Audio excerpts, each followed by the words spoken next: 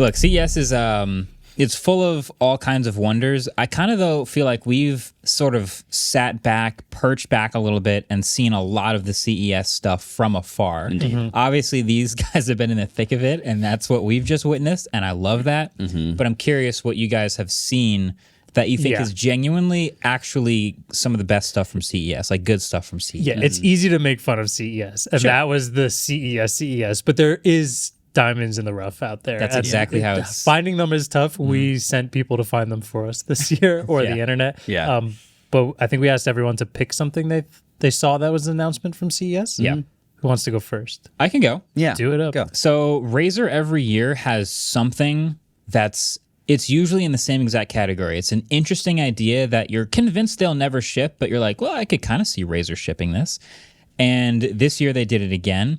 They called it Project Esther this year. And if you just go do a quick Google search for Razer's Project Esther, it's described as an HD haptics gaming cushion.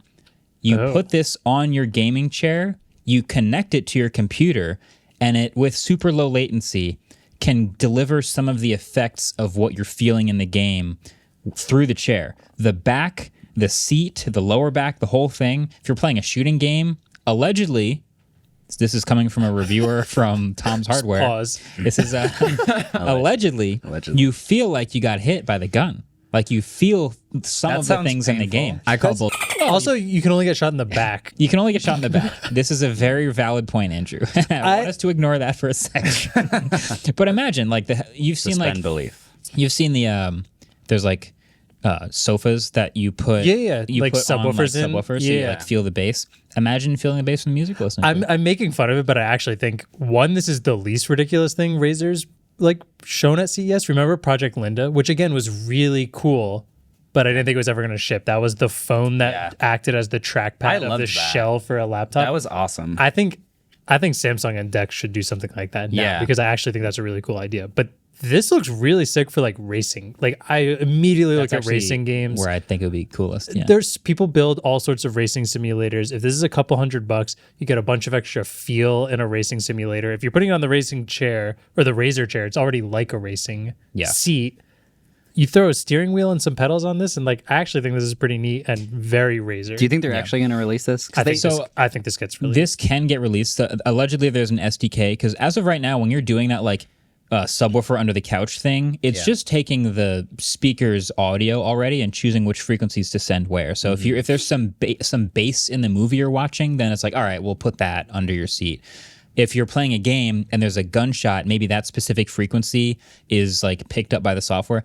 But if you're working with the developer of the game itself with an SDK, they can choose exactly what to send where. So if you're doing a driving game, instead of just relying on the engine sound from the speakers, maybe the developer of the game can send the track bumps to your chair. Yeah. Which would be kind of sick. It'd be cool. So it has some potential. And is it also RGB?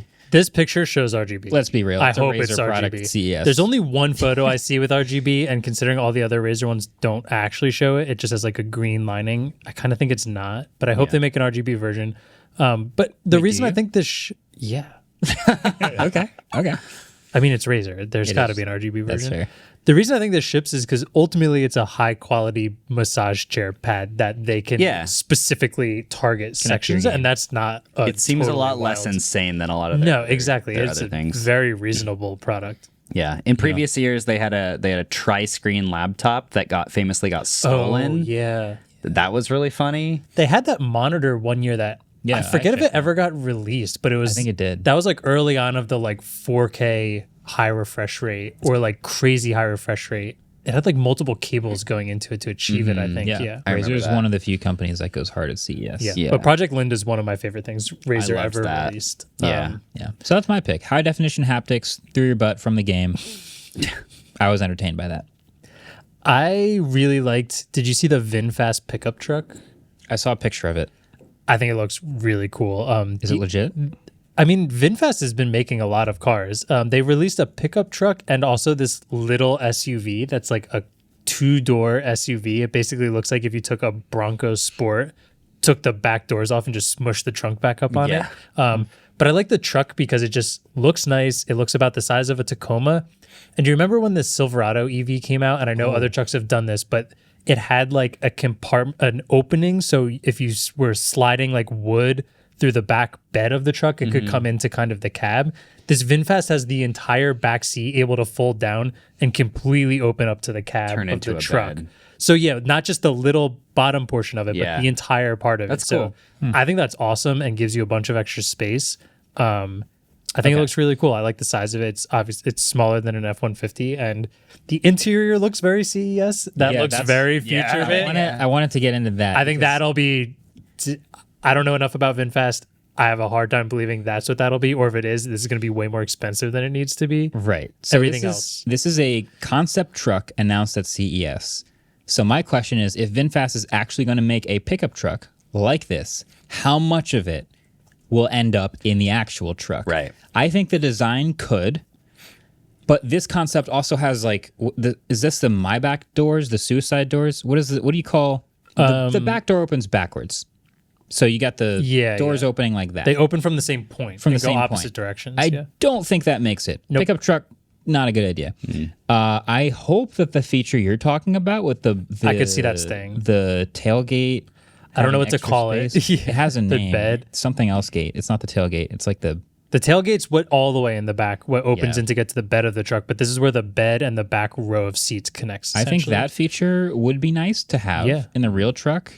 I think the interior looks very much more like a normal truck than this. The funny thing is I think if this truck as the concept was toned down 25%, I would like it better. And so But that's then it why I wouldn't be think as cool at CES. no, but when it sells later, if the interior is less flashy, if the exterior was probably a little more just normal, and then it still had features like that, I think this is a really cool truck. There's not a lot of VinFast cars in the US, but I think We haven't they're really gotten a chance. working on sort of actually breaking out and shipping them here. Yeah. Yeah. Sick. So I have two. I have one that is very expensive and may or may not even ship, and then I have one that is already shipping, which is pretty cool. So main one, LG Signature OLED T. Okay. I see. Every year there's a lot of really interesting TV tech at CES. A lot of it doesn't make it out of CES, like 3D TVs that tradition. were a thing temporarily, and then everyone realized we're dumb. This is very interesting. It almost kind of looks like a fish tank, like a very nice little fish tank. But basically, it has the transparent TV portion in the middle, and because of this, with no black film on the back, you're able to give these like really cool 3D effects that make it look like there's like a volumetric type display inside of the TV. And they have a lot of interesting demos. I think that it could make for a very interesting piece of art, right? It's sort of like a different version of the Samsung Frame TVs that turn into static art. This is like moving art. LG had a different booth or like a side room filled with different displays, and they were using something similar to this as like a storefront window that was able to do like transparent video. Yeah. So like you could make your store pop a little Right. more. And I think it was really cool. And this looks like that bundled down into like Volumetrically. an interior consumer gadget. It is interesting because a lot of the time the LG stuff does eventually ship. Like the rollable TV did eventually ship. Yeah. You can buy it. It's super freaking expensive. This will probably be freaking expensive if it ships. But you could turn it into a regular TV when you do. Basically, this black film lifts up in the back, which gives it contrast. So you're actually able to see what you're watching. It's fascinating. It doesn't look as good as a regular TV when it has the black film up, but it's like passable. So I think it's more for people that want to have an art piece in their house and then can also watch things when they want to. Similar to the rollable TV. Yeah. I mean, I could see this in businesses also as just like cool display units. I mean, yeah, LG is the one who I think they're the ones who at CES, they put crazy stuff out. And then I'm like, that's probably actually going to come out. Yeah. Might not sell a bunch and it's going to be super expensive. Yeah. But it's going to come out and Yeah. it's going to be impressive. Yeah.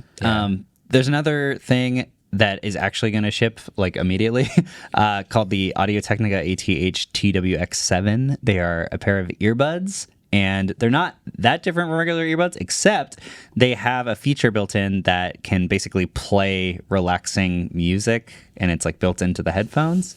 And I know this seems like gimmicky, and you could just go on your phone and play the music from like something, whatever. But I listen to like naturey soundscape music when I'm writing, and I feel like the ability to just like pop these in and just press them and immediately have it play would be kind of nice. And Audio-Technica headphones already sound pretty good, so I mean, yeah, there's already a $200 Audio-Technica pair of truly wireless earbuds, which is probably worth it already. Yeah. Because Audio-Technica makes great stuff, and $200 is pretty standard price for stuff like this. So, Hashtag not sponsored. I mean, but if you want to send a pair, I won't be. I'm not opposed. yeah. So I just think that's fun. What is kind of nice is when technology comes out that has very low key updates that are just kind of quality of life improvements. Most of CES is clearly just this like, we're reinventing this and it probably won't work and people probably won't buy it. But it's always nice when they're just like, we added this kind of nice quality of life feature to a thing that you already had. Yeah. Now, traditionally, that makes for a little bit more of a boring CES. Like a few years ago, the whole theme of CES was, we added Alexa to your fridge. We added Alexa to your microwave or your clock. But obviously this year it's AI stuff, which we'll get into in a little bit. Put GPT in your toaster. Yes. Yeah. GP toaster. Yeah, I think this would be neat. I wish I could sleep with earbuds in, because I think it would be awesome to just have earbuds in and just like hit the button and go to sleep with relaxing sounds. There are the Bose sleep buds that they don't make anymore, I don't think. But I just can't sleep with things sticking out of my ears. Can you? Not just like a white noise machine. Yeah, but then everyone has to hear it versus just me. Sounds like their problem. Yeah, that's fair. Yeah, They can put earbuds in.